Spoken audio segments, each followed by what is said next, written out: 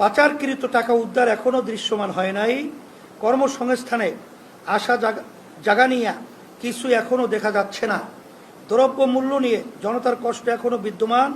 এসব বিষয়ে আরও মনোযোগী হওয়ার আহ্বান করব। প্রিয় সাংবাদিক বন্ধুগণ, শুরুতেই জুলাই অভ্যুত্থানে জীবন উৎসর্গকারী বীর মুক্তিযোদ্ধাদের প্রতি শ্রদ্ধা জানাচ্ছি। তাদের শোকাহত পরিবার পরিজনের প্রতি সমবেদনা জ্ঞাপন করছি। আহত ও ক্ষতিগ্রস্ত সকলের প্রতি সম্মান ও কৃতজ্ঞতা জানাচ্ছি। 1857 সাল থেকে শুরু করে 47 ও 71-এর সকল যোদ্ধাদের প্রতি শ্রদ্ধা ও সম্মান প্রদর্শন করছি। প্রিয় সাংবাদিক বন্ধুগণ, জুলাই ঘোষণাপত্র নিয়ে আমাদের প্রথম পর্যবেক্ষণ হলো, ঘোষণার আগে এটা আমরা দেখি নাই। জাতির এত গুরুত্বপূর্ণ একটি দলিল উপস্থাপনের আগে থেকে না জেনে উপস্থিত থেকে তাদের সমর্থন জানাতে হয়েছে। এটা আমাদের জন্য বিব্রতকর ছিল।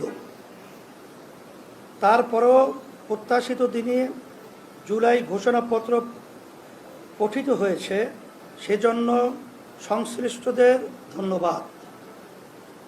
তবে জুলাই ঘোষণাপত্রে 71 ও 75 7 নভেম্বর ও 90-এর আন্দোলন সহ দীর্ঘ আন্দোলন সংগ্রামের কথা উল্লেখ করা হলেও আমাদের স্বাধীনতার প্রথম অধ্যায় 47 এবং পতিত ফ্যাসিস্ট আমলের সবচেয়ে নির্মম হত্যাকাণ্ড শাপলা হত্যাকাণ্ড, পিলখানা হত্যাকাণ্ড ও আলেম ওলামাদের প্রতি নির্যাতন নিপীড়নের কথা উল্লেখ না করে ইতিহাসের তাৎপর্যপূর্ণ অংশ এড়িয়ে যাওয়া হয়েছে। ইসলামী আন্দোলন মনে করে এতে ইতিহাসের প্রতি বৈষম্য করা হয়েছে। প্রিয় সাংবাদিক বন্ধুগণ, ঘোষণাপত্রের বিভিন্ন ধারায় হাসিনা ও আওয়ামী অপকর্মের উল্লেখ আছে। 17তম ধারায় জুলাই অভ্যুত্থানে অংশগ্রহণকারীদের উল্লেখ আছে, কিন্তু কোথাও ফ্যাসিবাদের দোসর রাজনৈতিক, সামাজিক, বুদ্ধিবৃত্তিক ও সাংস্কৃতিক শক্তির উল্লেখ নাই। ইসলামী আন্দোলন মনে করে এটা ফ্যাসিবাদের পুনর্বাসনের পথ খুলে দিবে। প্রিয় সাংবাদিক বন্ধুগণ, ঘোষণাপত্রের ধারা 19 এ রাজনৈতিক ও সাংবিধানিক সংকট মোকাবিলায় গণ অভ্যুত্থানের মধ্য দিয়ে জনগণের সার্বভৌমত্বের প্রত্যয় ও প্রয়োগের রাজনৈতিক ও আইনি বৈধতা ও আন্তর্জাতিক স্বীকৃতির উল্লেখ করা হলেও ধারা 25-এ জনতা এবং ও তরুণ প্রজন্মের আকাঙ্ক্ষা অনুযায়ী আইনের শাসন, মানবাধিকার, দুর্নীতি, শোষণমুক্ত, বৈষম্যহীন ও মূল্যবোধ সম্পন্ন সমাজ নির্মাণে প্রয়োজনীয় সাংবিধানিক সংস্কারকে পরবর্তী জাতীয় সংসদের উপরে ন্যস্ত করা হয়েছে। ইসলামী আন্দোলন বাংলাদেশ মনে করে এর মাধ্যমে গণ অভ্যুত্থানের মর্যাদা ও সার্বভৌমত্বকে অস্বীকার করা হয়েছে। একই সাথে ধারা 27-এ জুলাই অভ্যুত্থানের রাষ্ট্রীয় সাংবিধানিক স্বীকৃতিকে উপযুক্ত শব্দ প্রয়োগের মাধ্যমে আপেক্ষিক করে পরবর্তী সরকারের উপরে ন্যস্ত করে অনিশ্চয়তায় ফেলে দেওয়া হয়েছে। প্রিয় সাংবাদিক বন্ধুগণ, গতকাল সন্ধ্যায় প্রধান উপদেষ্টা জাতির উদ্দেশ্যে ভাষণ দিয়েছেন। তার ভাষণ সুলিখিত এবং তার পাঠ আবেগ মিশ্রিত। ভাষণে সরকারের নানা সাফল্যের কথা এসেছে এবং আগামী ফেব্রুয়ারি 26-এ নির্বাচন আয়োজনের ঘোষণা এসেছে। এখানে আমাদের পর্যবেক্ষণ হলো, জুলাই সনদ এখনও না হওয়া আমাদেরকে সংস্কার নিয়ে অনিশ্চয়তায় নিক্ষেপ করেছে। গণ অভ্যুত্থানের 1 বছর অতিক্রান্ত হয়ে গেছে। নির্বাচনের আনুষ্ঠানিক যাত্রাও শুরু হয়েছে। তিনিও বারংবার বলছেন ফেব্রুয়ারি দূরে নয়, কিন্তু সংস্কারের প্রতি প্রতিশ্রুতি সম্বলিত জুলাই সনদ এখনো হয়নি। সংস্কারের রূপরেখা নিয়ে সিদ্ধান্ত হয় নাই। জনতার প্রত্যাশা অনুসারে সংস্কারকে স্থায়ী করার ব্যবস্থা না নিয়ে এখন তো সংস্কারকে পরবর্তী সরকারের উপরে ন্যস্ত রেখে পুরো সংস্কার কার্যক্রমকে অনিশ্চিত করে রাখা হয়েছে। আমরা পরিষ্কার করে বলতে চাই, অধ্যাদেশ জারি বা গণভোটের মাধ্যমে জুলাই সনদের আইনি ভিত্তি তৈরি করতে হবে এবং জুলাই সনদের ভিত্তিতেই জাতীয় নির্বাচনের আয়োজন করতে হবে। প্রিয় সাংবাদিক বন্ধুগণ, ইসলামী আন্দোলন বাংলাদেশ সুদীর্ঘকাল থেকে পিআর পদ্ধতিতে নির্বাচন আয়োজনের দাবি জানিয়ে আসছে। অভ্যুত্থানের পরে পিআরের পক্ষে ব্যাপক জনমত গঠন হয়েছে এবং রাজনৈতিক ঐক্যমত্য প্রতিষ্ঠা হয়েছে। আমরা বারংবার উভয় কক্ষে পিআর পদ্ধতির নির্বাচন আয়োজনের জন্য সংস্কার কমিশনে কথা বলেছি, লিখিত জানিয়েছি। এর যৌক্তিক প্রতিক্রিয়া হওয়া উচিত ছিল পিআর নিয়ে সংস্কার কমিশনে এজেন্ডা রাখা, কিন্তু ঐক্যমত্য কমিশনে আমাদের বারংবার প্রচেষ্টা সত্ত্বেও নিম্নকক্ষে পিআর নিয়ে কোনো এজেন্ডাই রাখা হয় নাই। আমরা এর তীব্র নিন্দা ও ক্ষোভ জানাচ্ছি। অভ্যুত্থানের পর রাজনৈতিক সংস্কার সংশ্লিষ্ট সবচেয়ে আলোচিত ও গুরুত্বপূর্ণ বিষয় পিআর নিয়ে কোনো সিদ্ধান্ত হওয়ার আগেই নির্বাচনের মাস নির্ধারণ করা, জনদাবির প্রতি স্পষ্টত উপেক্ষা করা। আমরা নির্বাচন কমিশনের প্রতি আহ্বান জানাবো, নির্বাচন পদ্ধতি নিয়ে এই জনদাবির বিষয়ে কোনো সিদ্ধান্ত হওয়ার আগে নির্বাচনের তফসিল ঘোষণাপত্রর কার্যক্রম শুরু করবেন না। একই সাথে ঐক্যমত্য কমিশনের প্রতি আহ্বান জানাবো, অতি দ্রুত পিআর নিয়ে এজেন্ডা নির্ধারণ করে আলোচনা শুরু করুন।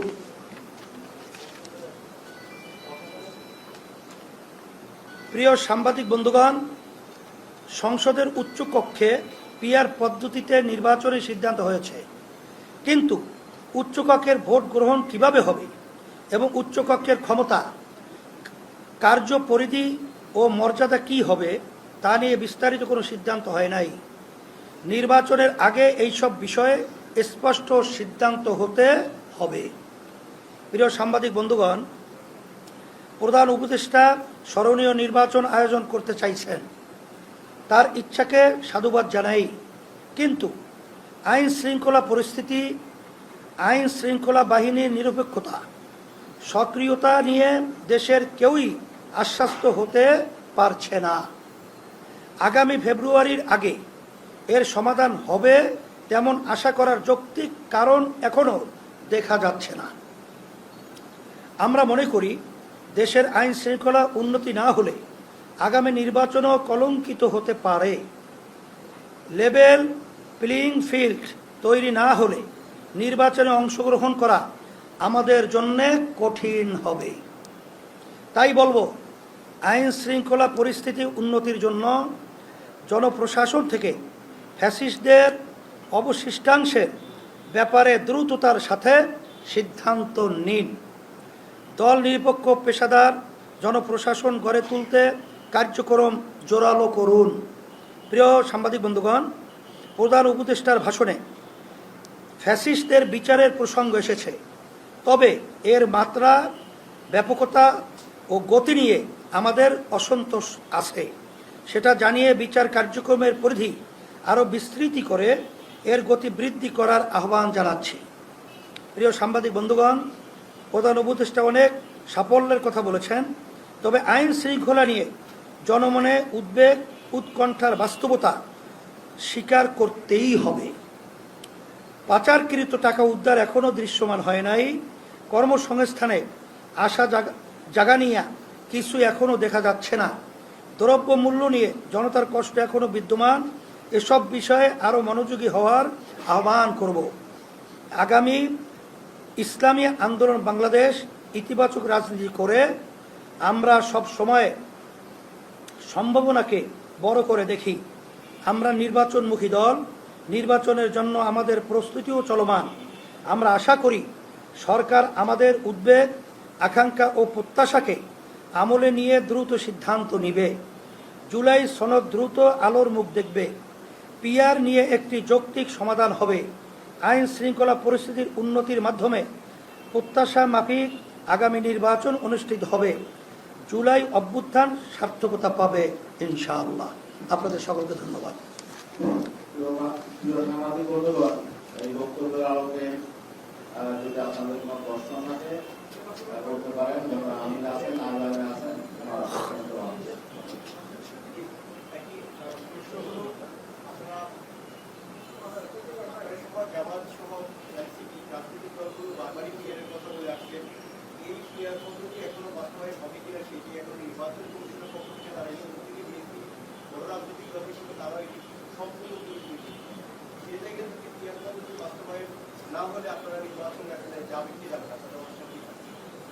সেটা তো আমরা পরিষ্কারভাবে বলেছি, লেভেল প্লেইং ফিল্ড এখন পর্যন্ত সকলের কাছে পরিষ্কার তৈরি হয় নাই।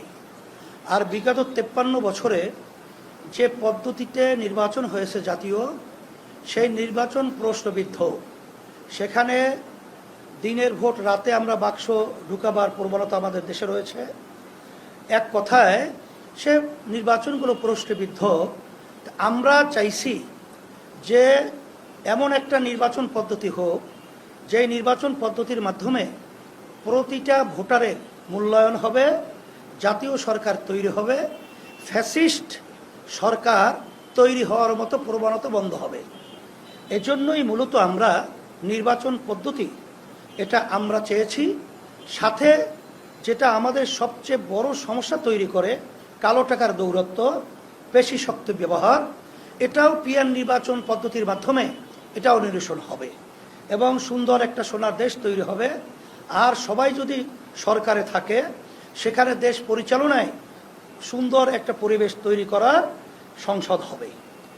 এই জন্যই আমরা পিআর পদ্ধতি চেয়েছি। এখানে বিএনপি না চাওয়ার পিছনে আমরা যেটা আগে পরে উল্লেখ করেছি, এটা তাদের অনেকটাই স্বার্থ মিশ্রিত রয়েছে। তারা এককভাবে ক্ষমতায় যাওয়ার একটা আশা, বিভিন্ন তাদের কার্যক্রম চালচলন কথা আমরা লক্ষ্য করেছি। এখন তারা এই পিআর নির্বাচনের মাধ্যমে একক ক্ষমতায় যাওয়া এবং আগে পরে যে ফ্যাসিস্ট চরিত্র এইটা তৈরি করার সুযোগ থাকে না বিধায় এর ব্যাপারে তারা খায় না মাথায় দেয়।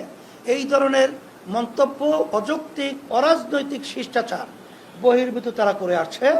91 দেশের মতো দেশে পিআর পদ্ধতি নির্বাচন চলছে।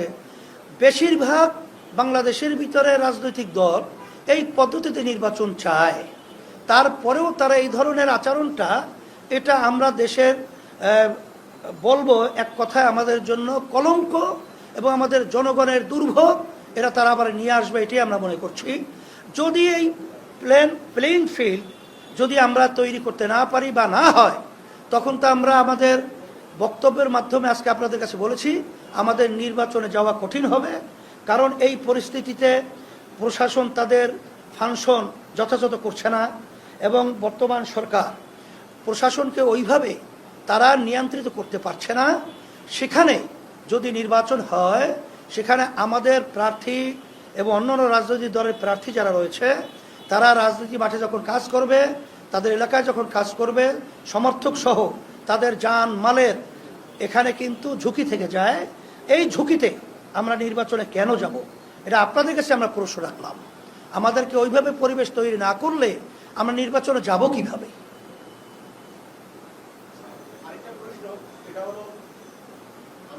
আর কারো প্রশ্ন আছে? আরেকজন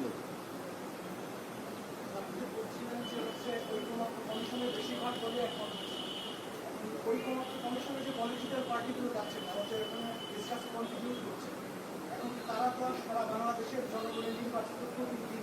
ওখানে এমনও দল আছে 19তম প্রতিষ্ঠা বার্ষিকীতে 30 জনের মতো। এখন শুধু পলিটিক্যাল পার্টির ওপিনিয়নের ভিত্তিতে বর্তমান বাংলাদেশ না, ভবিষ্যৎ বাংলাদেশ কিভাবে বিনির্মাণ হবে সেটাই সত্য। এটা 18টা পলিটিক্যাল পার্টির ওপিনিয়নের ভিত্তিতে কি নির্ধারণ করা হবে?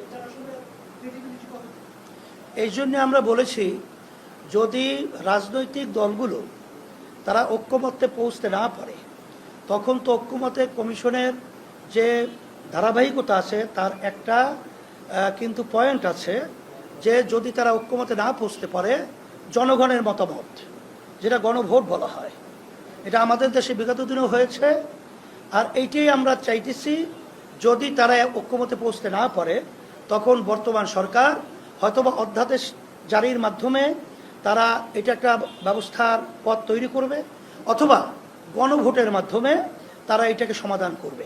তখন তো কার কোনো কিরকাল থাকবে না, কারণ জনগণের মত হলো এটার দিকেই তো সরকার যেতে হবে। প্রজাতন্ত্রের তো এইটাই সিদ্ধান্ত আর এইটাই বাস্তবতা। আর কেউ বলবেন কিছু? হয়ে গেছে।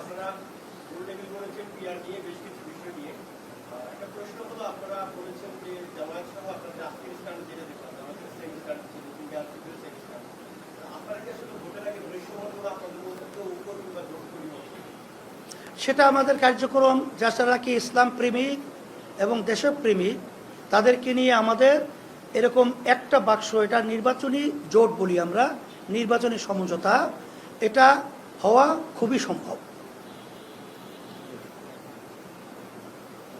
ধন্যবাদ সাংবাদিক বন্ধুগণ, আপনারা কষ্ট করে এসেছেন, অনেক ব্যস্ততা, অনেকে অনেক যানজট পেরিয়ে এসেছেন। তবে আপনাদেরকে আমরা অনুরোধ করব, আপনারা দেশের পক্ষে, মানবতার পক্ষে, ইসলামের পক্ষে আপনারা থাকবেন। আপনাদের লেখনী, আপনাদের চিন্তা, আপনাদের বক্তব্য, এইটা আমরা আশা করছি।